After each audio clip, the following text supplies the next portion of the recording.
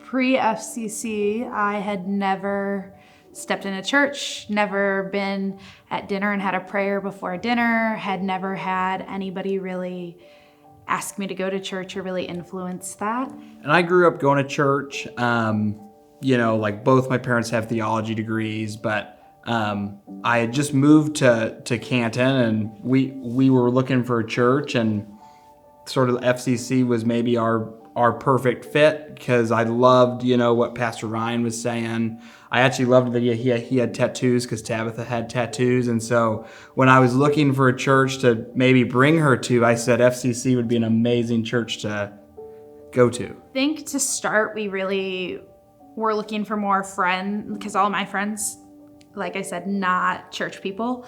And me discovering FCC and church in general was a big hurdle for our relationship, to see if that's kind of where it fit. And so we were looking for people who thought like us, who wanted to grow more in the church. And we had been going to the church for kind of a while and not knowing really faces outside of like the people that we volunteered with and all of that. So it was mostly to gain friends, which sounds bad, but that was the true intent. Yeah, I really say that, like, this church is, one of a more larger church. And so sometimes you can feel like, oh, it's too big. Like, I can't make friends here. And so we wanted to sort of make that next step where when you walk into church, you want to be able to say, oh, hey, there's that person from our group.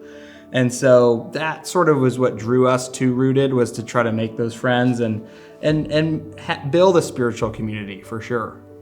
I think at first it was, and something that we were worried about coming into it was the commitment. Like, 10 weeks sounds like such a long time to take a few hours each week.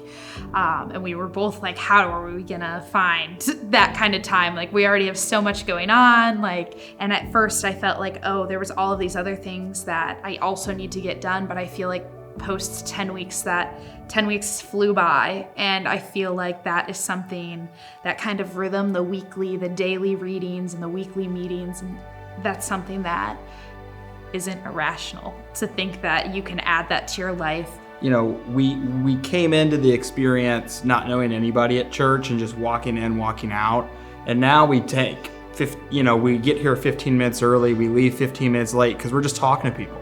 Because we have built a community and we've built friends that have made this bigger church feel a lot smaller.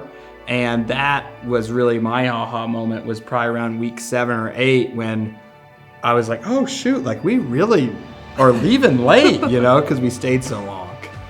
I think what's interesting about it is I had not grown up in church, and everybody around me had either grown up in church or like had that kind of breakthrough. So honestly, I could see it being for absolutely everyone.